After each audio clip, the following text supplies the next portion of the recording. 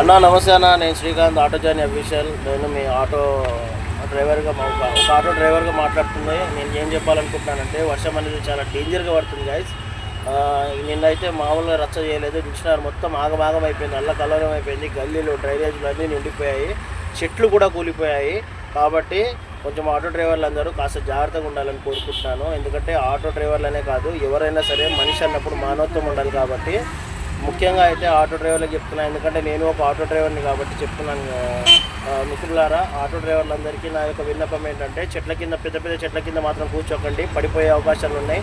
ఎందుకంటే రీసెంట్గా మనం చూసాము, ఒక సిగ్నల్ దగ్గర ఒక ఆటో అతను నుంచున్న, ఒక సిగ్నల్ పడ్డదని చెప్పి వెయిట్ చేస్తుంటే చెట్టు పడిపోయి ఆటోలోనే నుంచి అయిపోయి చనిపోయాడు అనమాట.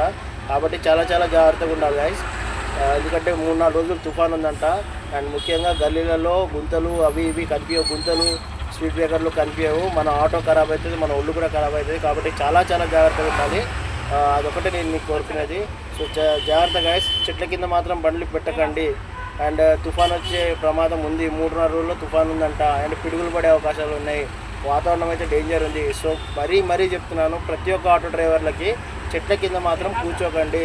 ఏదైనా మెట్రో స్టేషన్ కింద కూర్చోండి, మీ ప్రాణాలను కాపాడుకోండి. ఎందుకంటే మిమ్మల్ని నమ్ముకొని మీకు ఫ్యామిలీ ఉంది, పిల్లలు ఉంటారు, భార్యలు ఉంటారు. కాబట్టి సో చాలా చాలా జాగ్రత్తగా ఉండాలని నేను మీకు కోరుకుంటున్నాను. To my all auto drivers, thank you. And like చేయండి, వీడియో నచ్చితే షేర్ చేయండి, సబ్స్క్రైబ్ చేసుకోవడం మర్చిపోకండి గైస్. నేను మీ auto journey official Srikanth, signing of.